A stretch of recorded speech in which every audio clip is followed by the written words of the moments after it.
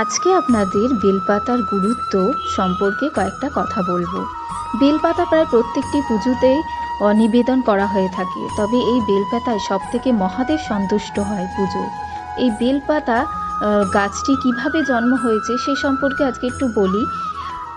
কথিত আছে পার্বতীর নাকি ঘাম থেকে এই বেল গাছের জন্ম।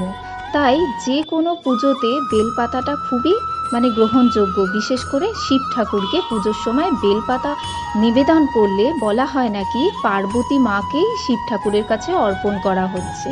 তো সেই জন্য বুঝতেই পাচ্ছেন বেলপাতায় মহাদেব কতটা সন্তুষ্ট হয়।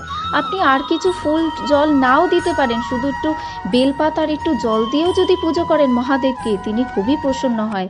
কারণ বেলপাতা অর্পণ করা মানেই পার্বতীকে মহাদেবের কাছে অর্পণ করা, এতে তিনি খুবই সন্তুষ্ট হন।